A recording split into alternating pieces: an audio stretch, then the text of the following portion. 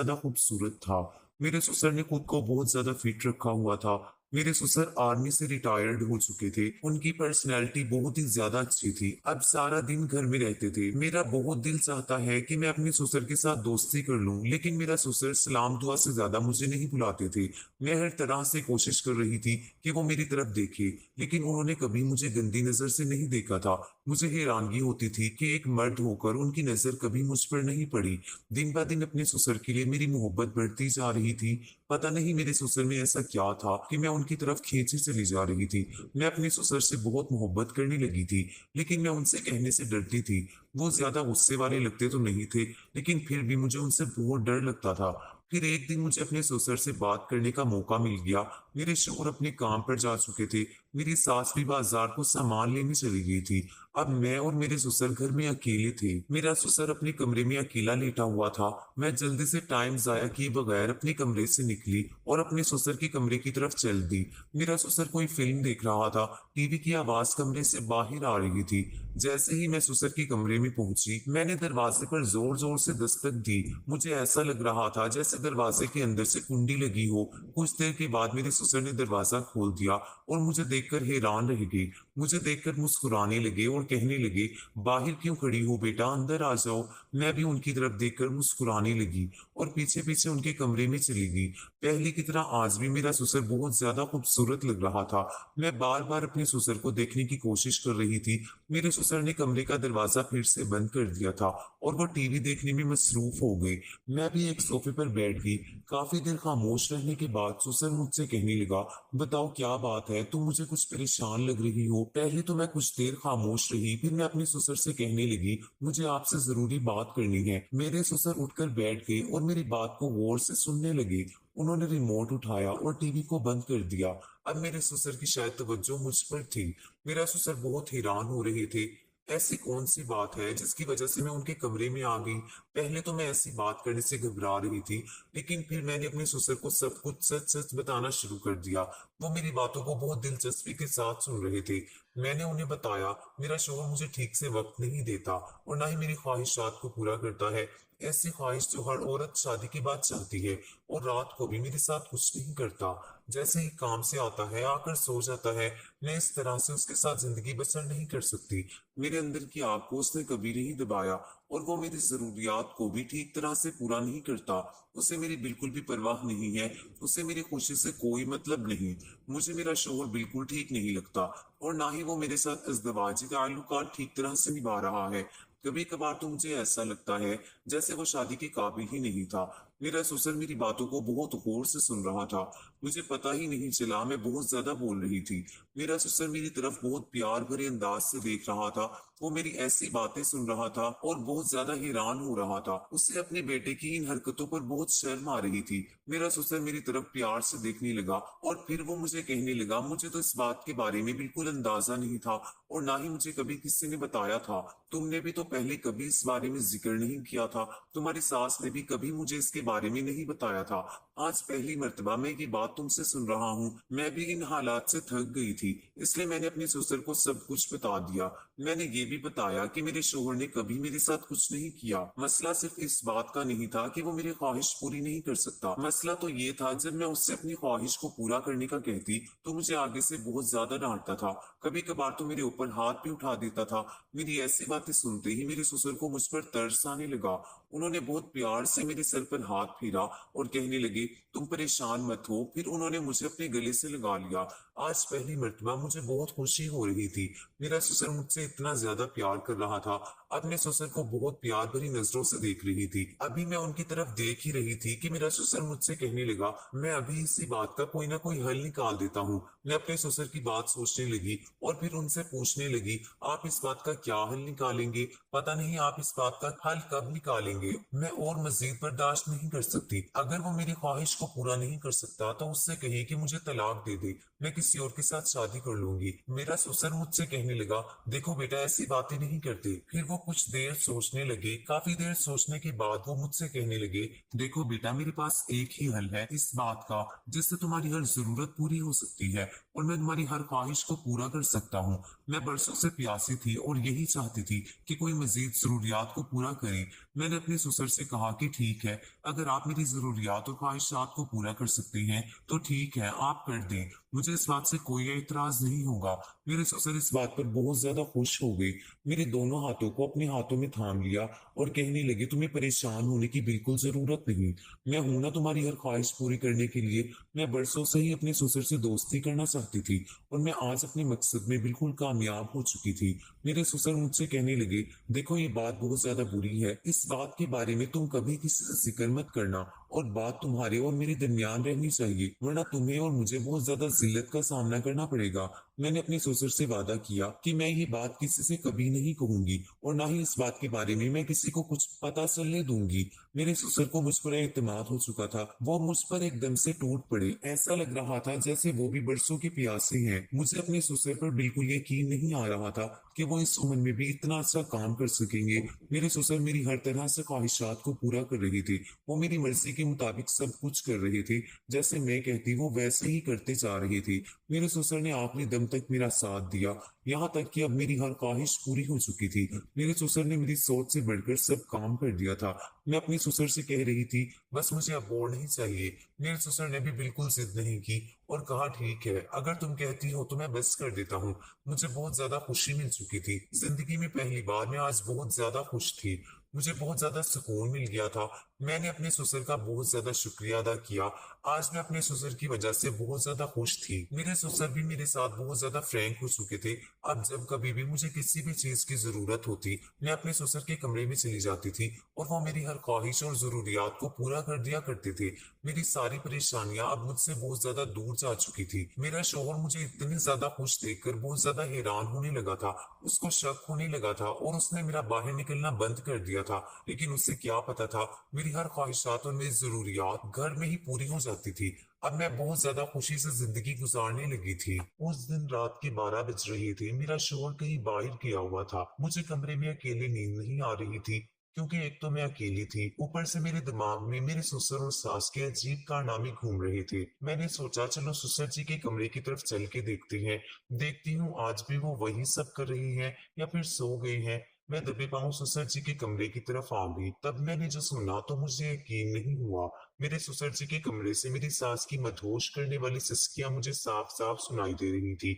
मेरी सास मेरे ससुर से कह रही थी, अब बस भी करो, मैं ये सब और ज्यादा नहीं कर सकती हूँ। तुम बूढ़े हो गए हो, लेकिन अभी भी तुम ये सब करते हुए थकते नहीं हो। तब मेरा ससुर मुस्कुरा जाता है और कहता है, मैं अभी कहाँ बूढ़ा हुआ हूँ, अभी तो जवान हूँ और सारी रात मैं तुम्हारे साथ ये सब कर सकता हूँ, तुम ही बड़ी जल्दी थक जाती हो। तभी मेरी सास अजीब अजीब सी सिसकियां लेते हुए कहती है, अब मैं बूढ़ी हो गई हूँ, अब मेरी ये सब करने की उम्र नहीं रही है। तुम मुझे सारी रात इतना परेशान करते हो, जिससे सारा दिन मेरा बदन टूटा रहता है। अब बस भी करो, मुझे बख्श दो, मैं तुम्हारे सामने हाथ जोड़ती हूँ, अब मुझे छोड़ दो।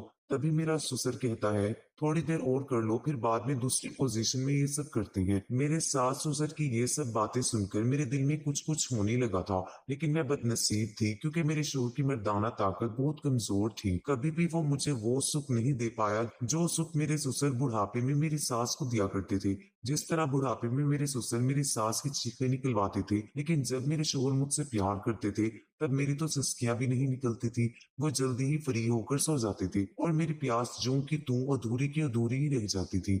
मैं वहां से यही सब सोचते हुए अपने कमरे में आ गई। बार बार मेरे दिमाग में एक ही ख्याल आ रहा था कि आखिर मेरे ससुर जी ऐसा क्या खाती है जो बुढ़ापे में भी उनकी मर्दाना ताकत इतनी जबरदस्त है कि सास की चीखें निकल जाती है।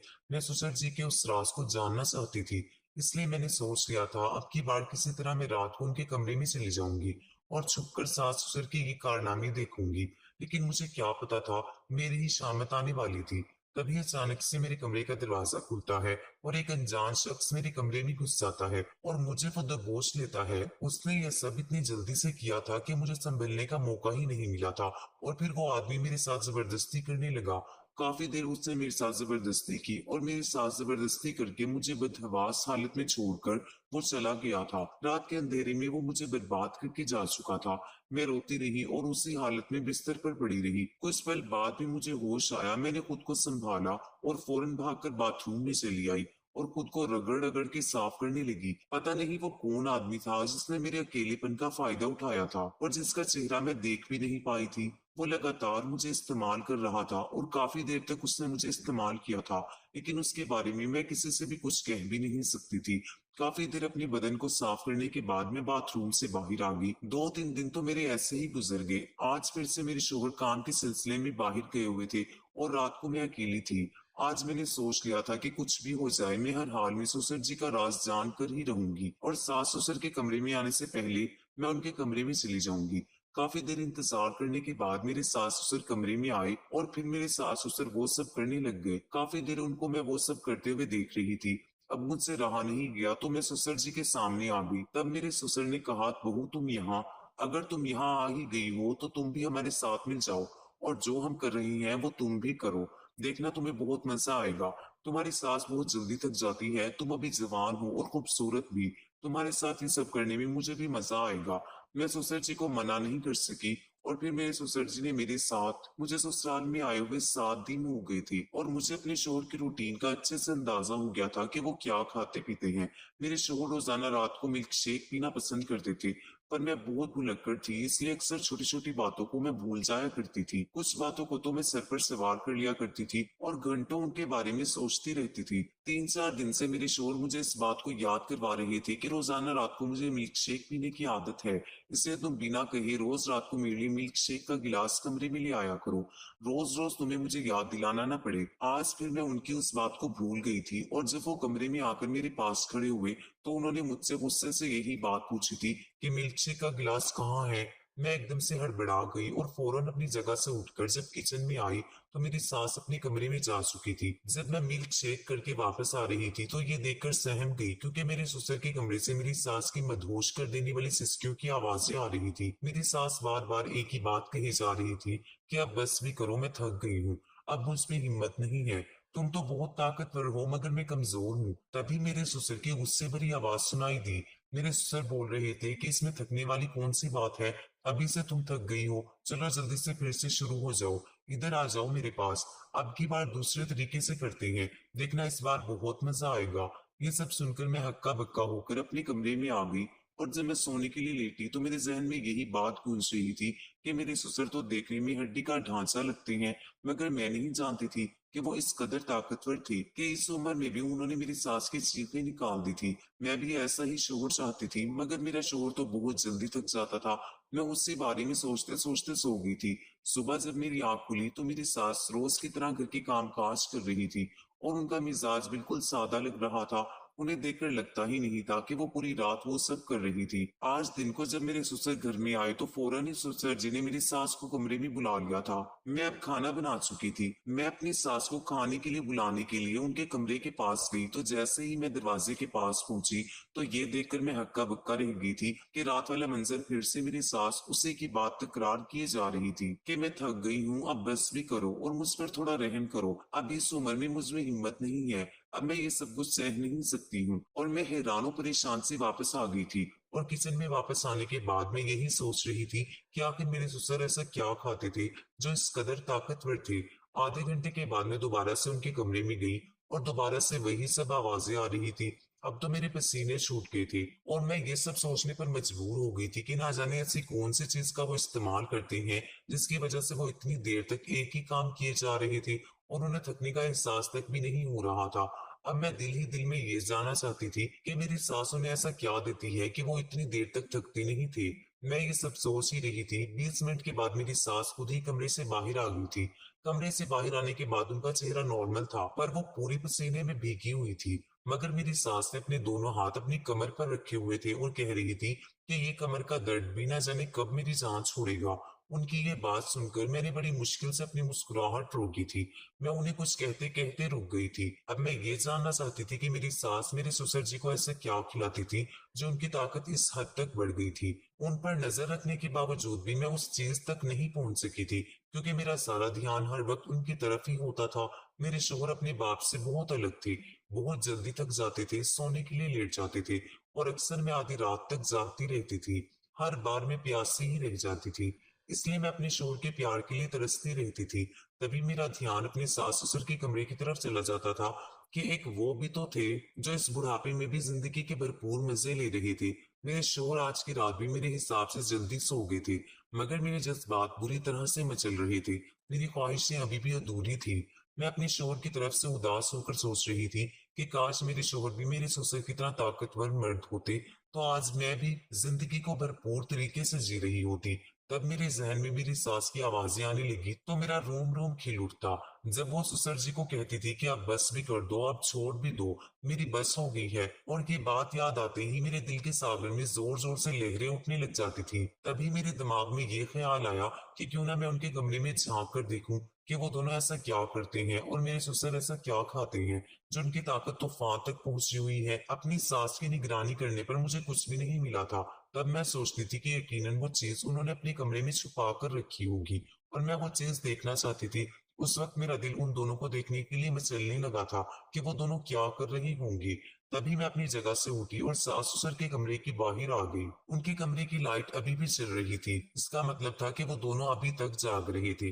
तभी खिड़की के बाहर से उनकी फिर से आवाजें आने लगी। मेरी सास लगातार मेरे ससुर से कह रही थी कि तुम इस उम्र में भी मुझे नहीं छोड़ रहे हो, जानते हो कि अब मुझ में इतना दम नहीं रहा है। और मेरे ससुर का कहना था कि बस थोड़ी देर और बर्दाश्त कर लो, मैं फिर तुम्हें तंग नहीं करूंगा। और मेरी सास फिर थोड़ी देर के लिए खामोश हो गई। मैंने खिड़की से झांक कर अंदर देखने की कोशिश की, मगर खिड़की के आगे उन्होंने पर्दा लगा रखा था, इसलिए सिर्फ आवाज ही बाहर आ रही थी। बाहर से कुछ भी दिखाई नहीं दे रहा था। यह देखकर मेरा दिल मायूस हो गया था और मैं बुझे दिल से अपने कमरे में वापस आ गई। जैसे ही मैं अपने बिस्तर पर आकर लेटी तो मेरे शोहर अजीब से अंदाज में बोले, ये तुम इस वक्त कहाँ से आ रही हो? उनका अंदाज मुझे हैरान कर गया था। मैंने एकदम उन्हें पलट कर देखा। मेरे शोहर अपनी जगह से उठ बैठ गए और मुझे अजीब सी नजरों से घूरते हुए बोले कि तुम क्या समझ रही थी कि मैं सो रहा हूँ तो तुम कुछ भी कर लोगी और मुझे पता नहीं चलेगा। उनका अंदाज मुझे हैरान और परेशान कर गया था। मेरे शोहर बोले, सच सच बताओ कहाँ पर गई थी तुम? मैं उस सब से हड़बड़ा कर रह गई थी और कहने लगी कि मेरी तबीयत खराब थी, मेरा दिमाग फट रहा था, इसलिए मैं बाहर सहन में चली गई थी। और उसमें क्या बुराई है? मैं कांपते लहजे में बोली। तो एक पल के लिए मेरे शोहर चुप हो गए और फिर थोड़े नर्म होकर बोले कि तुम्हें किसने कहा है कि आधी रात को कमरे से बाहर निकलकर सहन में जाने की? अगर आगे से तबीयत खराब हो तो मुझे जगा दिया करना, और आइंदा से अकेली कभी भी यूं रात को कमरे से बाहर जाने की जरूरत नहीं है। ये कहकर वो फिर से नींद की वादियों में खो गए थे, ये जाने बिना कि मेरे दिल में क्या तूफान में चल रहा था। मैं उनके साथ के लिए तरस रही थी। वो समझने को तैयार ही नहीं थे कि मैं अभी भी प्यासी हूँ, इसीलिए यूं रातों को नींद नहीं आती है। हाय अल्लाह, मेरी फूटी किस्मत। मगर मैं कर भी क्या सकती थी? मुझ में खुद से उनके पास जाने की हिम्मत भी नहीं थी और ना जाने कब मैं नींद की आगोश में चली गई। मैं अब हर दिन रात उनकी यही आवाजें सुनती रहती थी जो मेरे अंदर आग पैदा करती थी। और मुझे भी किसी ऐसे ही मर्द की तलाश थी जो मेरी चीखें निकाल कर रख दे। और मैं सोचती थी कि आखिर देखूं तो सही कि मेरे ससुर आखिर ऐसा क्या करते थे जिससे सास की चीखें निकल जाया करती थी। एक दिन मेरे शोहर ने बताया कि वो 4 दिन के लिए शहर से बाहर जा रही हैं और अब वो घर वापस 4 दिन के बाद ही आएंगे। जब उन्होंने मुझे ये बात बताई तो मेरे दिमाग में एक अच्छा सा ख्याल आया और मैं सोचने लगी कि क्यों ना मैं इस ख्याल पर अमल करूं। मैं उस बारे में जान सकती हूँ कि बंद कमरे में आखिर सास के साथ क्या होता है। मेरे सास ससुर शाम को खाने के बाद गार्डन में टहल रही थी और साथ एक दूसरे से बातें भी कर रही थी। मैं उन दोनों को देखकर हैरान रह गई थी। इतना वक्त एक साथ गुजारने के बाद भी इस उम्र में भी उन दोनों में इतनी मोहब्बत थी और छोटी मोटी सभी बातें वो एक दूसरे से करते थे। मेरी जिंदगी उन दोनों से काफी अलग थी। ये लोग उम्र के इस हिस्से में पहुंच जाने के बावजूद भी अभी तक जिंदगी को भरपूर तरीके से जी रहे थे और हम दोनों थे जो जल्दी ही फ्री होकर सो जाते थे। उस दिन मैंने जल्दी जल्दी अपने सारे काम खत्म किए और फिर अपनी सास के कमरे में जाकर छुप गई। मैं ऐसी जगह पर बैठी थी जहां से मैं तो उन दोनों को देख सकती थी मगर वो दोनों मुझे नहीं देख सकते थे। और फिर रात को वो दोनों कमरे में दाखिल हुए। मुझे नींद आ रही थी मगर दोनों को देखने की जुस्तजू में मैंने अपनी नींद की कुर्बानी दे दी थी। बहुत देर इंतजार करने के बाद आखिरकार मेरा इंतजार खत्म हुआ और फिर जो मंजर मेरी आंखों ने देखा, मेरा पूरा जिस्म पसीने में भीग गया था। मेरे ससुर जी मेरी सास को जोर जोर से, मेरा नाम महक है, मेरे खानदान में मेरे माँ बाप के अलावा मेरा एक छोटा भाई था। मेरे माँ बाप भाई से ज्यादा मुझसे मोहब्बत करते थे। वो मेरी हर फरमाइश और हर जिद को पूरा करते थे। मैं बचपन से ही खुददार और जिद्दी किस्म की लड़की थी। उस वक्त मैं कॉलेज में पढ़ती थी जब मेरी अनम नाम की लड़की के साथ दोस्ती हो गई थी। वो बहुत अच्छी लड़की थी।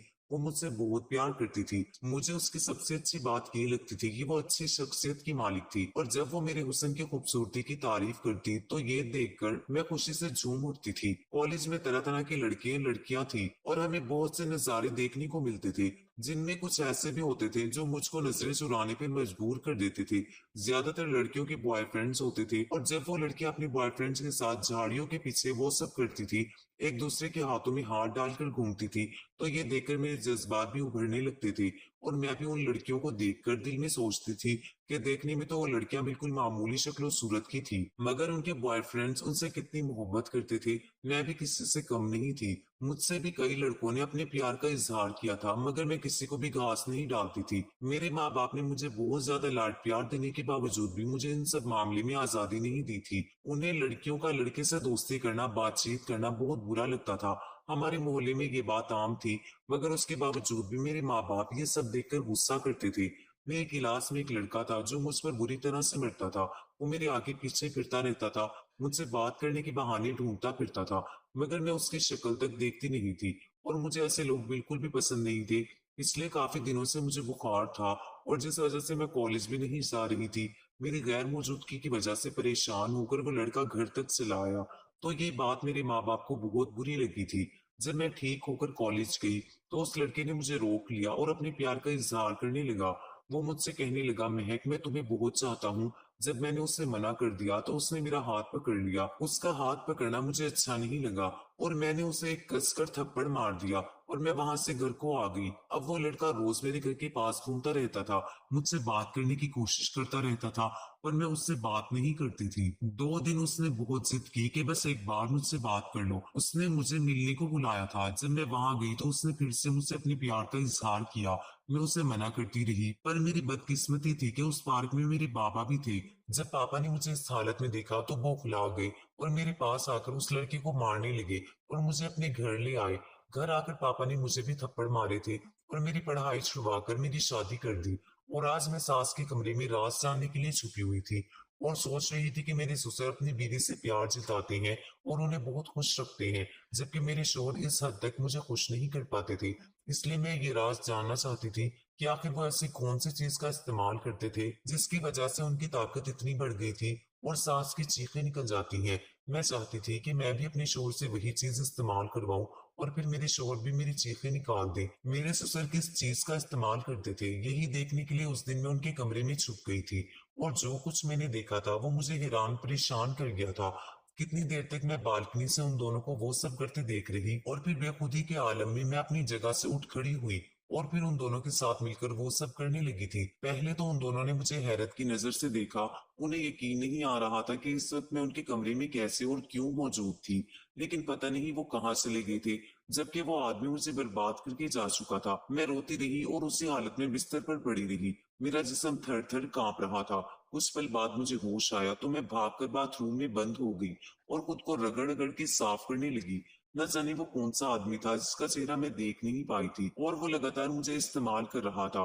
मैं काफी देर तक अपने बदन को साफ करने के बाद बाथरूम से बाहर आ गई। सामने ही मेरे शोर परेशानी वाला चेहरा लेकर बैठे हुए थे। मैंने खुद पर जल्दी ही काबू किया और उनके बराबर में बैठकर उनसे पूछने लगी, क्या आप ठीक तो हैं? आपके चेहरे पर इतनी परेशानी किस बात की है? मेरा शोहर कहने लगा, ना जाने उसे क्या हो गया है, मुझे समझ नहीं आ रहा है। वो रात तक तो बिल्कुल ठीक था, आज उसकी हालत अचानक इतनी ज्यादा खराब हो गई कि वो बिल्कुल भी होश में नहीं आ रहा था। ये बात सुनकर मेरे दिमाग में अजीब अजीब से ख्याल आ रही थी। मेरा शोहर पहली रात को जब गया था तब उनके दोस्त का एक्सीडेंट हो गया था, और आज अचानक उसके दोस्त की तबीयत खराब होना।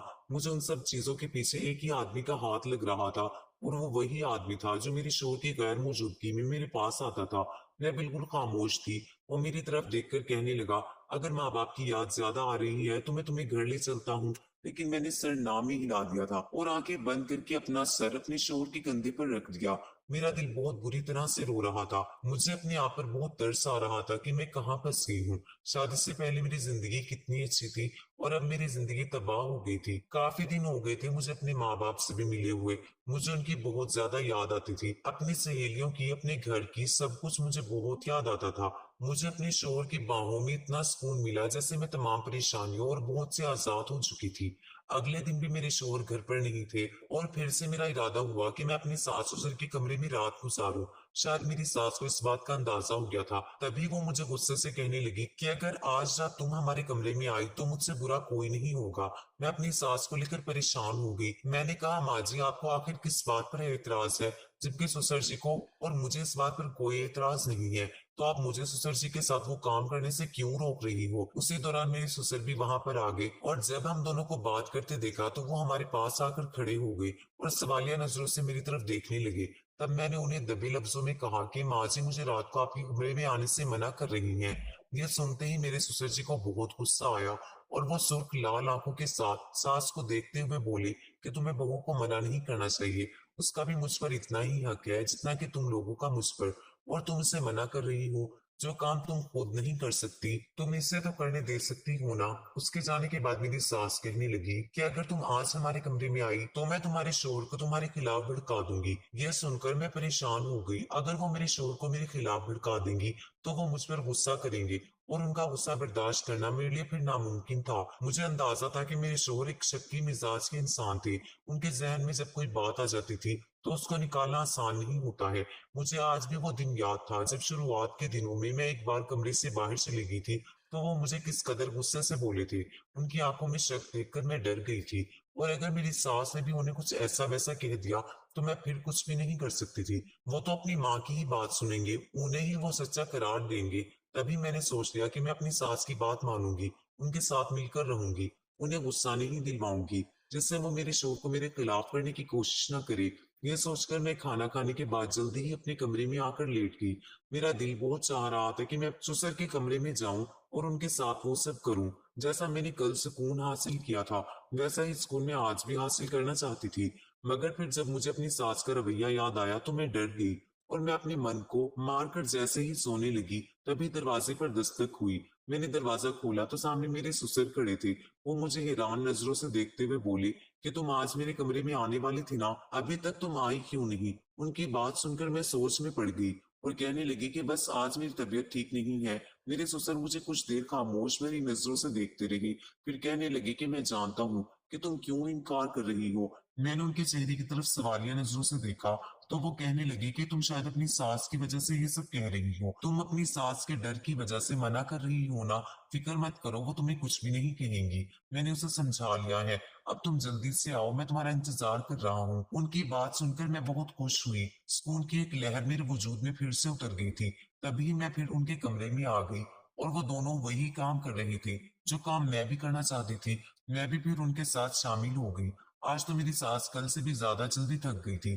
थोड़ी ही देर गुजरी थी कि सास कांपने लग गई थी और मेरे ससुर को कहने लगी कि आज मेरी तबीयत ठीक नहीं है, आज मैं ये सब नहीं कर सकती।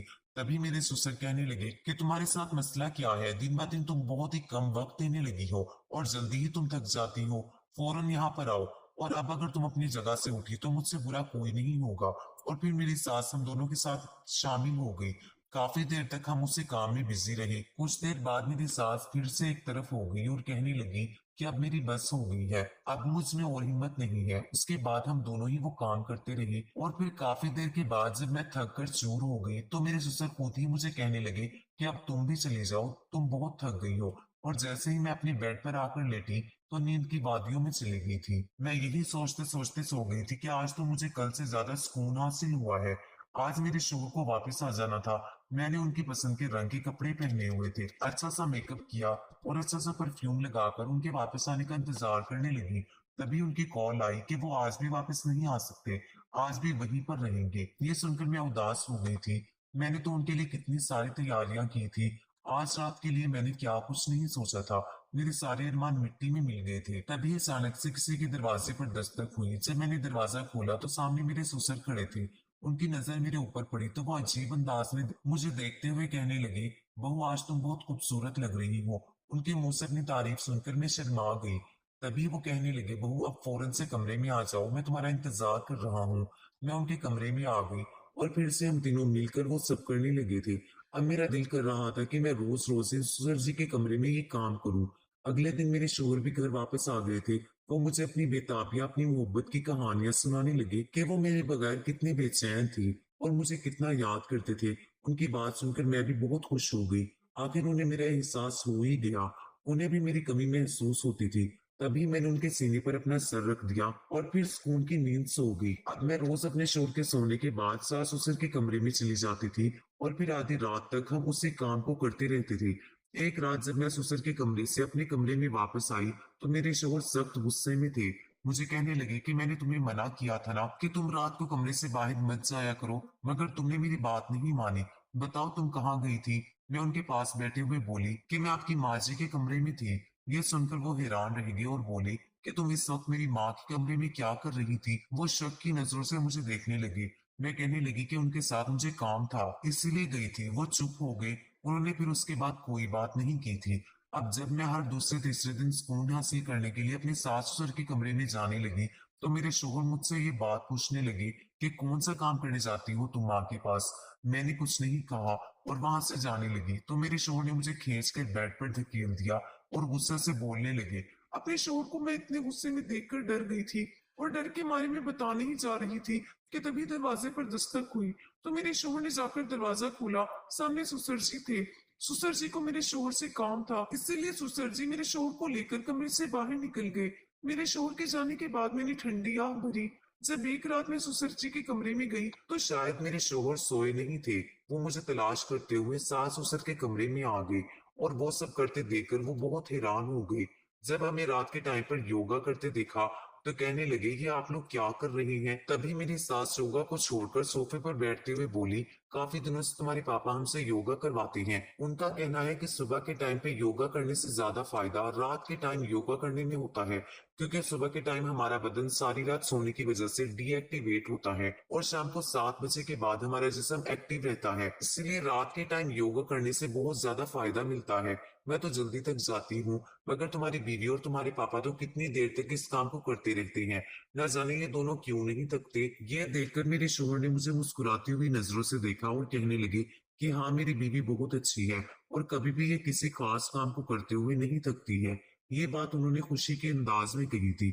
ये सुनकर मैं शर्मा गई थी और फिर उसके बाद मेरे शोहर भी हमारे साथ उस काम में शामिल हो गए थे और हम चारों मिलकर रोज योगा करने लगे। कहानी कैसी लगी कमेंट करके जरूर बताइए। साथ में चैनल को सब्सक्राइब नहीं किया हो तो चैनल को सब्सक्राइब करके वीडियो को लाइक कर दीजिएगा। शुक्रिया। अल्लाह हाफिज।